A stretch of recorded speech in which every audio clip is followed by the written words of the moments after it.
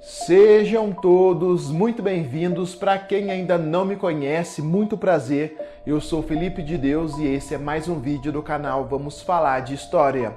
É uma honra tê-los aqui prestigiando o trabalho que eu desenvolvo com carinho para vocês aqui no YouTube. Acredito que muitos de vocês devem estar acompanhando as buscas por Lázaro, que já é considerado um serial killer. E quando falamos sobre serial killers, logo lembramos de casos famosos somente nos Estados Unidos ou na Europa. Então eu resolvi trazer aqui para o canal histórias de serial killers brasileiros. Se isso vai virar uma série aqui no canal, só depende de vocês. Então curtam, assistam, compartilhem, se inscrevam e principalmente ativem o sininho da notificação. Isso é muito importante. Nesse vídeo, nós iremos voltar no início do século XX para conhecer a história de Febrônio, índio do Brasil, um serial killer brasileiro. Uma história que marcou época, que envolve desaparecimento, misticismo e assassinatos.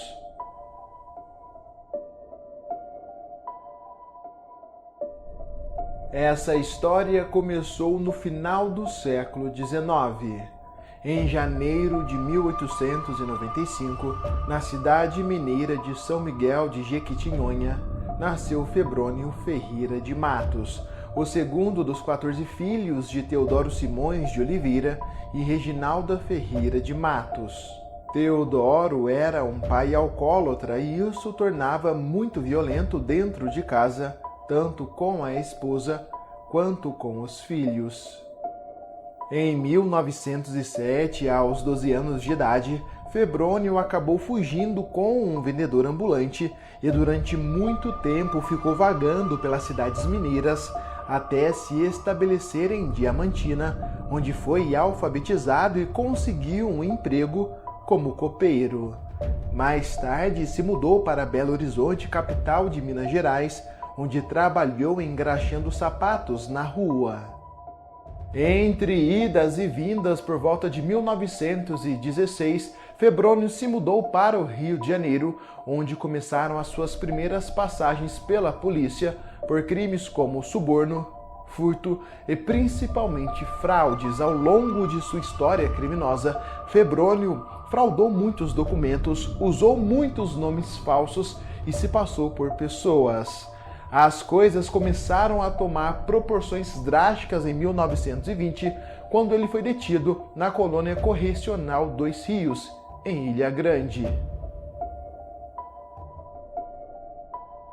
Febrônio alegava que certa noite, enquanto lia a Bíblia, teve uma visão, na qual uma mulher teria o escolhido como filho da luz e deveria tatuar um símbolo com as letras D, C, V, X, V, I, que significava Deus, caridade, virtude, santidade, vida e manda vida. Essa tatuagem seria uma espécie de talismã.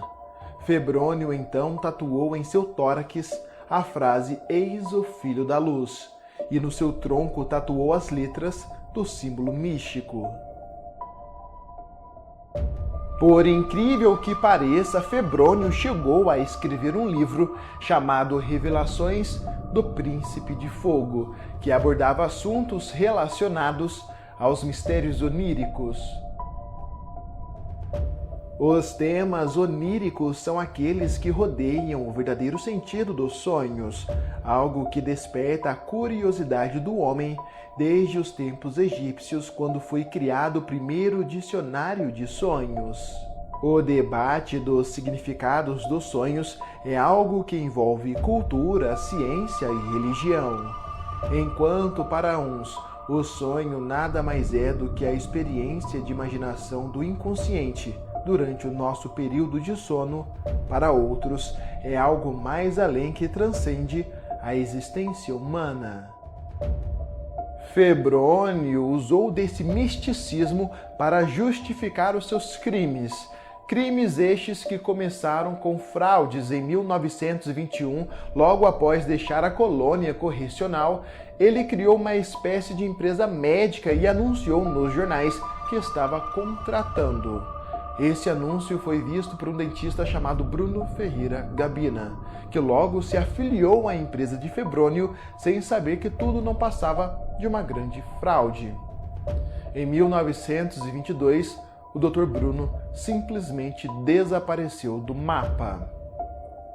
Febrônio se apoderou do diploma de Bruno, abriu um consultório no centro do Rio de Janeiro e fingiu ser um dentista. Foi aí que começaram as primeiras bizarrices desse serial killer brasileiro. Ele começou a atender as pessoas se passando por dentista e começou a extrair diversos dentes sadios das pessoas, dos pacientes, apenas por prazer. Foi apenas uma questão de tempo até que as pessoas começassem a suspeitar.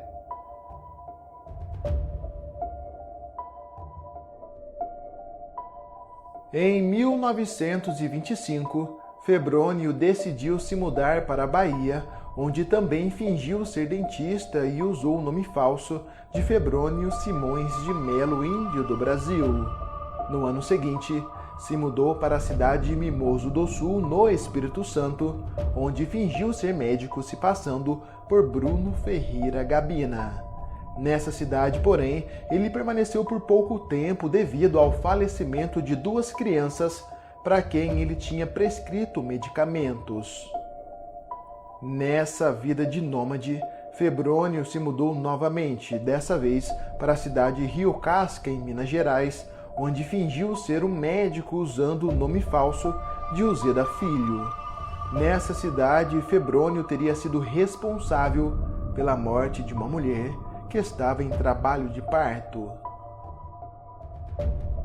No final de 1926, Febrônio voltou ao Rio de Janeiro, onde acabou sendo internado no Hospital Nacional de Psicopatas, onde foi diagnosticado com doenças mentais que resultavam em pensamentos delirantes. Mas ele não ficou muito tempo e em 1927 começaram os seus assassinatos. Em janeiro de 1927, enquanto estava detido na 4ª Delegacia Auxiliar do Rio de Janeiro, Febrônio foi acusado de assassinar um jovem chamado Djalma Rosa, que foi agredido até a morte ao resistir a um abuso sexual. Febrônio, no entanto, acabou conseguindo responder em liberdade por falta de provas. No dia 21 de fevereiro de 1927, enquanto estava em liberdade provisória respondendo pelo assassinato de Djalma, Febrônio novamente foi preso ao ser flagrado dançando pelado de frente para uma criança que estava amarrada em um tronco de uma árvore no Morro do Corcovado. Nesse mesmo dia, testemunhas alegaram que Febrônio tinha cozinhado um crânio que ele tinha roubado do cemitério do Caju.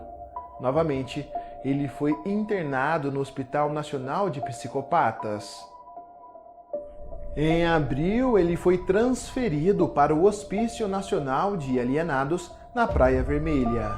Porém, mais uma vez, permaneceu pouco tempo internado e logo quando saiu, cometeu novos crimes sexuais contra jovens. Dessa vez, ele tatuou em 2 jovens, Manuel Alves e Otávio de Bernardi, as letras de seu místico símbolo. Meses depois, no dia 8 de agosto de 1927, foi absolvido pelo homicídio de Djalma Rosa. A gente percebe até aqui que, pelo menos desde o início do século XX, existe uma fragilidade na justiça brasileira, no Estado brasileiro como um todo. Febrônio já tinha apresentado sinais de que ele não era uma pessoa para conviver em sociedade, e mesmo assim ele continuava solto. Ficava um tempo preso, um tempo internado, e logo em seguida era solto. Quais foram os resultados? Crimes que chocaram Rio de Janeiro e o Brasil. No dia 13 de agosto de 1927, Febrônio, usando uma espécie de farda e um boné, ambos furtados de um colega de cela, deixou a casa de detenção. A primeira coisa que ele fez foi convencer a família do jovem Alamiro José Ribeiro, de 20 anos, de que ele deveria acompanhá-lo a uma entrevista de emprego em uma empresa de ônibus. Alamiro nunca mais voltaria para casa.